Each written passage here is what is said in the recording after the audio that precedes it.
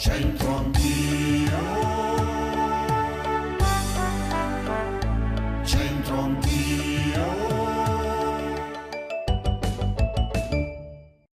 Amici bentrovati, in via Carlo Cattaneo, in corrispondenza di via Laura Cereto, c'è la Torre d'Ercole. Centro anch'io.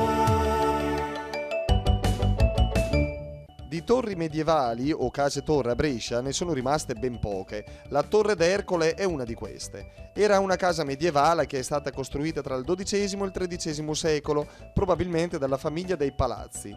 Questo tipo di costruzioni erano chiamate anche case forti perché erano costruite per essere resistenti. Più alta era la torre, più potente era la famiglia che la possedeva. Il nome della Torre d'Ercole è legato ad una leggenda che afferma che la casa venne costruita su un tempio romano dedicato all'eroe delle 12 fatiche.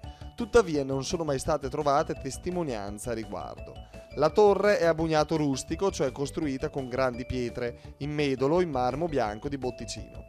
Attualmente è alta 15 metri, ma un tempo era molto più alta. Fu fatta mozzare da Ezzelino da Romano quando conquistò la città nel 1258. Il motto di oggi recita: El col fa mia mal se stomach le pie. Restate con noi a stomaco pieno o vuoto, come preferite, restate qui. Centro anch'io.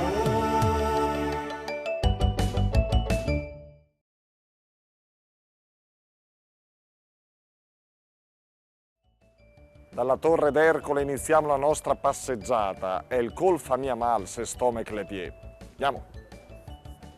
Abbiamo carpito, siamo in compagnia di questo signore, il signor Vezio. nome? Vezio. Vezio. Un signor Vezio. Senta signor Vezio, è il col fa mia mal se il stomach le pie. L'ha mai sentito? La testa non fa male se lo stomaco è pieno. Magari una volta lo stomaco non è che fosse sempre... Mai. Io sono nato appena prima della guerra. Quindi la testa faceva un po' male anche per i bombardamenti probabilmente. Perché abitavo proprio lì, vicino a Ghedi.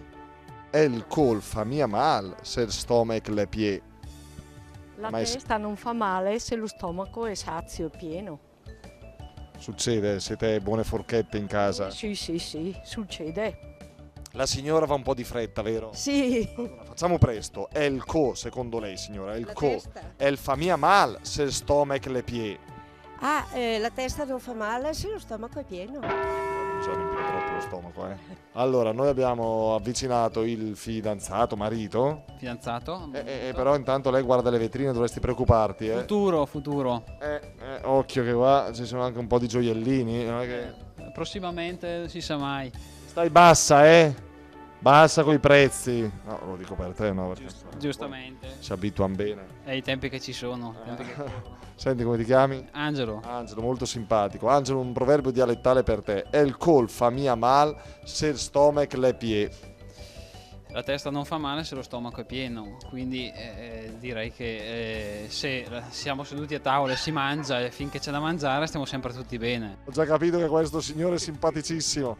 Grazie. Lei quanti anni ha? Come si chiama? Osteria, guarda, ho fino a vergogna a dirlo.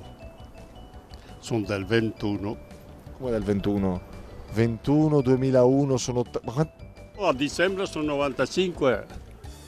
95 anni. Sì, c'è poco da dire, purtroppo. Ma lei è un fenomeno, complimenti. Grazie. Signor Piero, senta questo, è il col fa mia mal se il stomach le pie. No, il cuore a posto, dai, insomma, ti rompe. Con la mia proprio, a volte magari vado dalla casa in cantina.